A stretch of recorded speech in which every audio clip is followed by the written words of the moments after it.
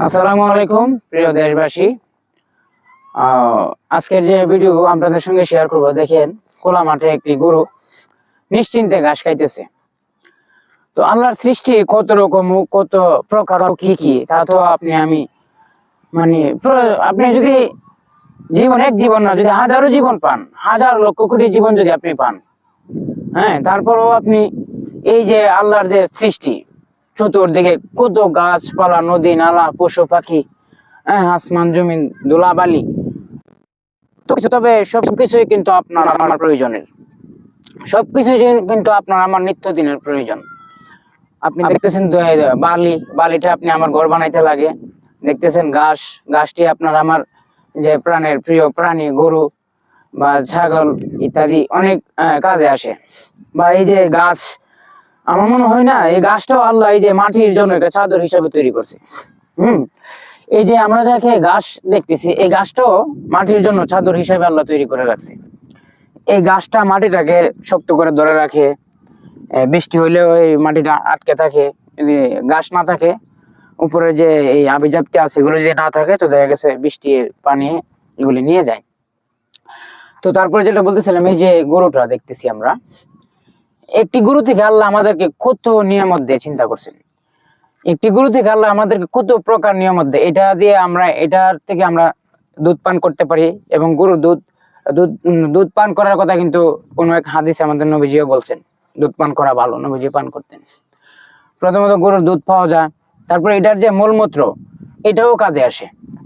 এটার যে মলমূত্র এটাও কাজে আসে। আমাদের গ্রামের মা বোনেরা আমরা দেখছি বন বা কি বলেন জানি না, ওই যে আমরা ধান চাল যে খাই, এগুলার যে এগুলি আভিজাপ্তি গুলি, আমাদের দেশে বলে এগুলারে বন, হ্যাঁ, আমাদের দেশে এগুলারে বন বলে।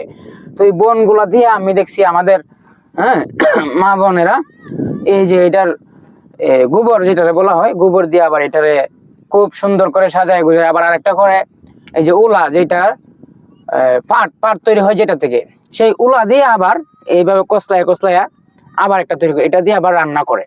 এই গরু থেকে চিন্তা করেন কতগুলি হইতেছে। তারপরে এই যে গরুর গোবর, যে কোনো গাছ, যে কোনো ফলের বা, হ্যাঁ, গাছের গোড়ায় টোড়ায় দিলে এটা থেকেও শক্তি আসে, এবং এটার মলমূত্র দিয়ে গ্যাসও তৈরি হয়, বায়ু গ্যাসও তৈরি হয়। তারপরে তো এটা আমাদের জন্য যে সবচেয়ে বড় যে নিয়ামত, আল্লাহ আমাদের জন্য যে কুরবানি খরচ করা হয়েছে, যাদের সমর্থন আছে, এটাও এই কাজের। তো আমি ক্ষুদ্র মানুষ, আমি এইটার প্রশংসা, এই যে আল্লাহর যে একটা সৃষ্টি, এটার প্রশংসা আমি হয়তো এক জীবন না কয়েক জীবনে করতে পারবো না। এই যে এটার উপরে যে চামড়াটা আছে, এটাও আপনার আমার প্রয়োজনের। এই চামড়াটাও তৈরি করছে আপনার আমার প্রয়োজন। এই চামড়াটা দিয়ে অনেক অনেক কিছু তৈরি হয়, আমাদের জানা মতে অনেক তৈরি হয়, জুতা বা এই ধরনের আরো বিএপি উন্নত মানের অনেক কিছু তৈরি হয়। এবং এই যে এটার যে পা গুলি দেখতেছি, আমরা যে বড় বড় বিএপি রেস্টুরেন্টে নেহারি পায়া যে নামে চিনেন আর কি, হ্যাঁ, এগুলা দিয়ে কিন্তু তৈরি হয়। তো আপনারা দেখতে পাচ্ছেন, হয়তো ওকে আমি ডিস্টার্ব করতেছি, তো খাবারের সময় ডিস্টার্ব করা ঠিক না, তবে আমি তো ওরে ডিস্টার্ব করার নিয়তে আসলে করছি না। তো এরকম প্রত্যেকটা প্রাণী থেকে আল্লাহ আপনার আমার কত যে নিয়ামত রাখছে। তো সবচেয়ে বড় কথা কি জানেন, যে আল্লাহ আমাদেরকে এইভাবে তৈরি করছে, এত নিয়ামত দিছে, দিন শেষে আমরা কয়জন আল্লাহর এই নিয়ামতের শুকরিয়া আদায় করতেছি? সারাদিনে কয়টা ভালো কাজ আমি করছি, যে আমরা তো আল্লাহ যে আমাদেরকে এত নিয়ামত, হাজারো লক্ষ কোটি নিয়ামতে আমাদেরকে ডুবাই রাখছে, আমি কি করতে পারতেছি? না ঠিক মতো নামাজ পড়তেছি, না ঠিক মতো রোজা আসলে না রোজা রাখি, হ্যাঁ, এগুলো তো করি না, বরঞ্চ খারাপ কিছু করার প্রতিযোগিতা করি আমরা। কার চেয়ে কে বেশি ভয়ঙ্কর হইতে পারি, আমাকে বেশি ভয় পাইতে হবে, আমার বেশি টাকা থাকতে হবে, আমার বেশি সম্মান থাকতে হবে, আমি বেশি সুন্দর হতে হবে, আমার বড় বাড়ি থাকতে হবে। কিন্তু এইগুলা কি আল্লাহ কি এগুলার জন্য আপনারা আমার তৈরি করছে? বিষয়টা তো তা না। অনেকেই আমরা নামাজ থেকে বিরত থেকে পড়ি না, কিন্তু আমরা যদি এটা চাই যে আমাদের দ্বারা যেন সমাজের কোনো খারাপ কাজ না হয়, এটা কিন্তু আমরা এই যে গোবর দিছে, এই মাত্র কথা বলতে বলতে গোবর দিছে, আপনারা দেখতে পাচ্ছেন। তো এই যে গরুর প্রসঙ্গে, আপনার প্রত্যেকটা জিনিস দিয়া, গরুর মাথা দিয়ে অনেক কাজে আসে। গরুর মাথার যে মগজ, এটাতেও কিন্তু প্রচুর পুষ্টি আছে, আমি জানি। তো এই যে এরকম প্রত্যেকটা জিনিস, আপনার প্রত্যেকটা জিনিস নিয়ে যদি আপনি রিচার্জ করেন না, আপনার আমার সারা জীবন চলে যাবে। তারপরও কারণ এই সৃষ্টিটা তো আপনি আমি করি নাই ভাই, আপনি আমি কিভাবে এটার সারমর্ম বুঝবো? এই সৃষ্টিটা কি আপনি আমি করছি?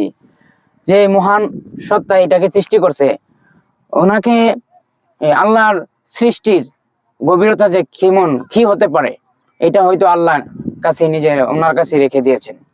সব ব্যাপারে যেমন নিয়ামত, এই যে আমরা এত নিয়ামত, যে লক্ষ কোটি নিয়ামতে যে আমরা ডুবে আছি, তবে কোনো এক হাদিসে শুনছি আল্লাহর মাত্র 99 মানে 100 নিয়ামতের মধ্যে একটা নিয়ামত আপনার আমার দিয়ে রাখছে, বাকি 99 গুণ নিয়ামত আল্লাহর কাছে রেখে দিয়েছেন। এবং সাজা এবং আল্লাহর যে রাগ গোসা, এগুলাও 99 100 ভাগের 1 ভাগ আপনার আমার সঙ্গে দেখায়, বাকি 99 ভাগ রেখে দিয়েছেন।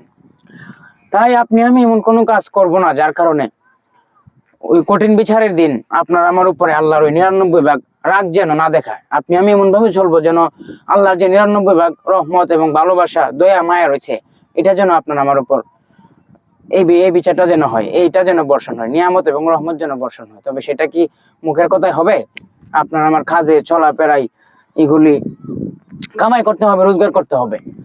হ্যাঁ, আপনি আমি চাইলে কিনা করতে পারি। এলাকায় আমি একজন মুরব্বী দেখছি, ওনাকে দেখলে একটা সালাম দিতে পারি, অসুবিধা নাই। উনি আমার সালামের উত্তর দেওয়াটা ওনার দায়িত্ব। তবে আপনি যদি 1 দিন 2 দিন 3 দিন উনি সালামের উত্তর দিবে।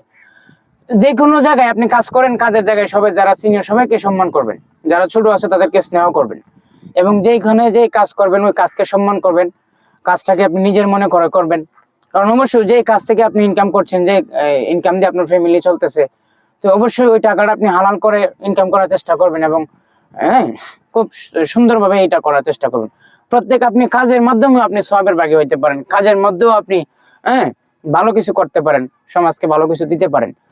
তেমনি তাই এই যে বলতেছিলাম, আল্লাহর মানে রহমত যেন আপনার আমার উপর থাকে, এবং আল্লাহর সৃষ্টির প্রত্যেকটা সৃষ্টিকে আমরা যত্নশীল ভাবে আমরা দেখবো এবং যত্ন করবো। এই যে গরুটা যে গোবর দিয়েছে এখানে, এটাও দেখবেন এইটা নেওয়ার জন্য কিন্তু কেউ না কেউ আছে।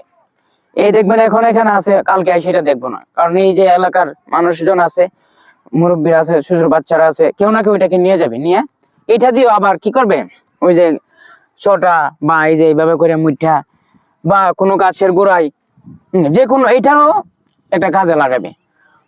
তো এত কিছু আপনার আমি আল্লাহর ব্যবহার করতেছি, আল্লাহর জিনিস, আল্লাহর নিয়ামত আমরা নিচ্ছি, বাকি আমরা যেন আল্লাহকে কিছু দিতে পারি, আমরা যেন ভালো কাজ সারাদিন আমরা কয়টা করি একটু ভেবে চিন্তে দেখুন।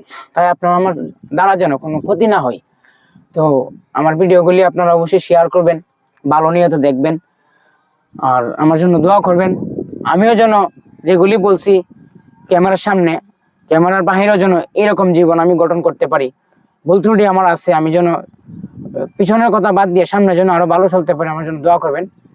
দেখা হবে নতুন কোনো ভিডিওতে। ভালো থাকুন, সুস্থ থাকুন। আসসালামু আলাইকুম।